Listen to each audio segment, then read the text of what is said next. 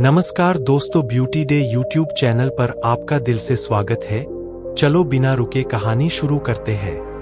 एक गुरु का शिष्य बहुत गहन ध्यान कर रहा था, लेकिन उसका ध्यान केंद्रित नहीं हो रहा था। उनका मन सदैव विचारों से भरा रहता था। उसने अपने दिमाग को खाली करने की बहुत कोशिश की, लेकिन उसकी सारी कोशिशें नाकाम रहीं।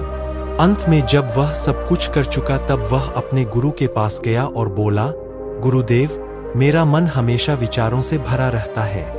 मैं एक जगह ध्यान केंद्रित नहीं कर पाता। जब देखता हूं तो दूसरी चीज पर चला जाता हूं, फिर तीसरी और चौथी चीज करता हूं। मेरे दिमाग में हजारों विचार चलते रहते हैं और मुझे पता भी नहीं चलता कि ऐसा कब होता है।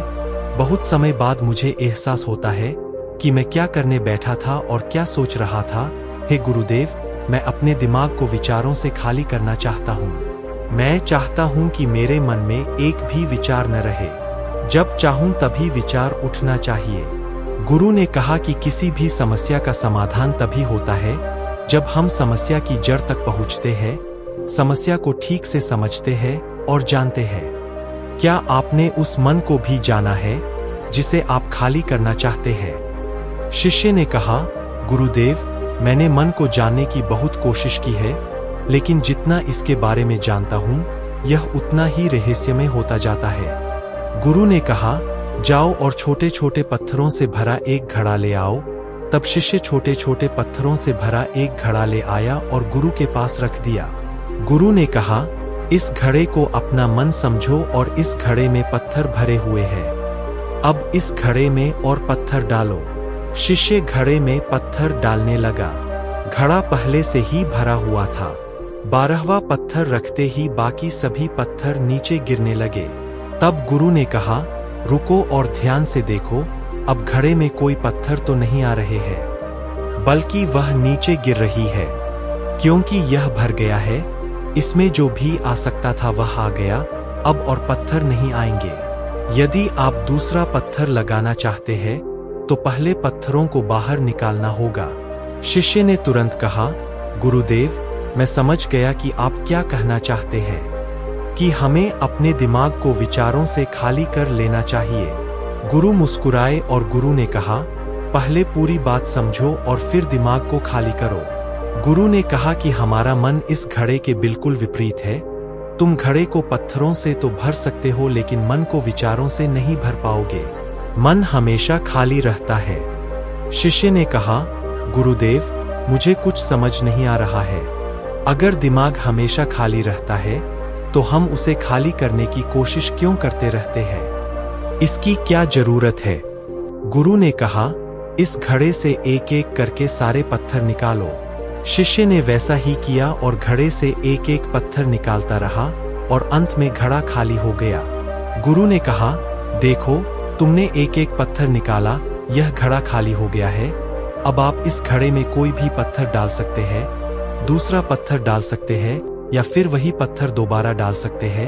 आप इसे आधा भर सकते हैं या फिर पूरा भर सकते हैं। शिष्य ने कहा, गुरुदेव, मैं भी ऐसा ही हूं। मैं बता रहा हूं कि मन को खाली करना है। ये तो पत्थर है, इन्हें आसानी से निकाला जा सकता है और घड़ा खाली किया जा सकता है, लेकिन मैं अपने मन को कैसे खाली करूं? गुरु ने कहा, इस खाली घड़े में एक पत्थर डालो और 2 पत्थर निकाल लो।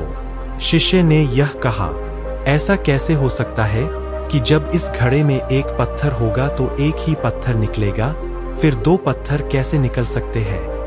गुरु ने कहा, चलो ऐसा करो, इस घड़े में 2 पत्थर डालो और 4 पत्थर निकाल लो।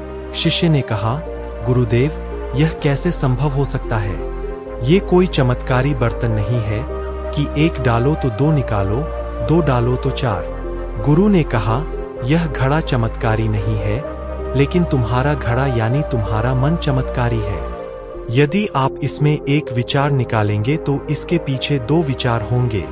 जब आप उन 2 विचारों को पकड़ते हैं तो उनके पीछे 4 विचार उभर आते हैं और वह खाली नहीं रहता।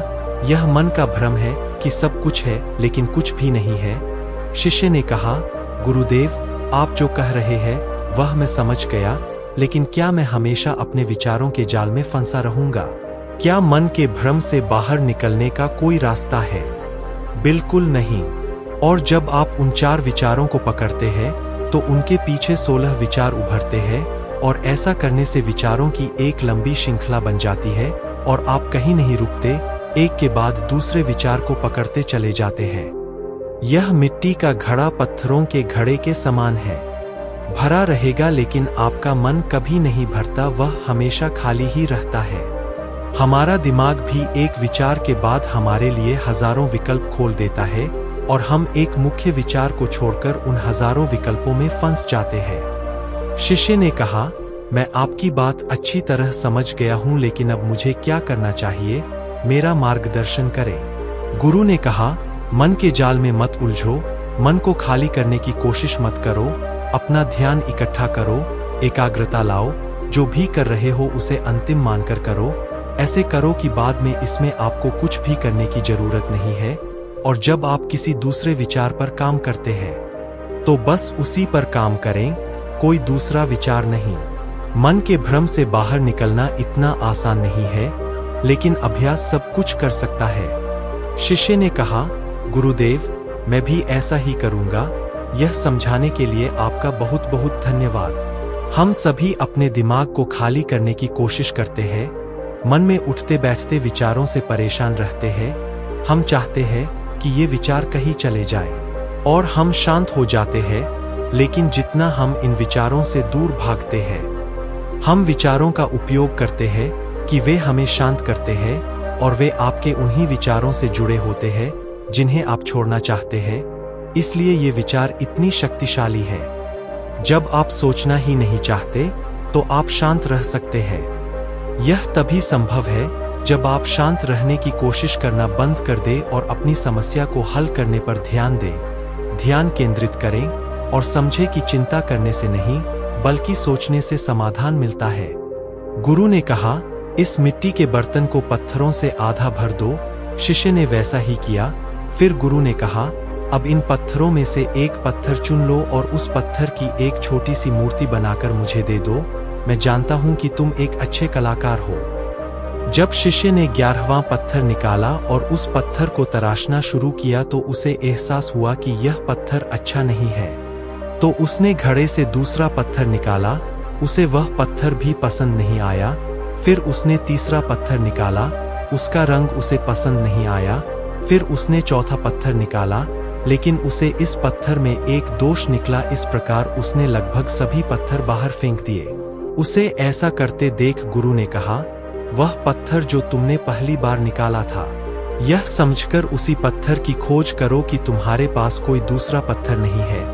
तब शिष्य ने उस पत्थर को ही खोजना शुरू कर दिया और उस पत्थर से उसने अपने गुरु की एक बहुत ही सुंदर मूर्ति बनाई और अपने गुरु को भेंट की और कहा, बहुत सुंदर, इस पत्थर से मूर्ति बनाई जा सकती है। मैं इसका विचार भी नहीं कर सकता था। गुरु ने कहा कि जब कोई दूसरा विकल्प नहीं है तो हम अपनी सारी ऊर्जा उसमें लगा देते हैं और उसे सर्वश्रेष्ठ बनाते हैं। जब कोई दूसरा विकल्प है तो हम सिर्फ पत्थर चुनते रहते हैं। मान लीजिए कि मूर्ति नहीं बनाई गई है।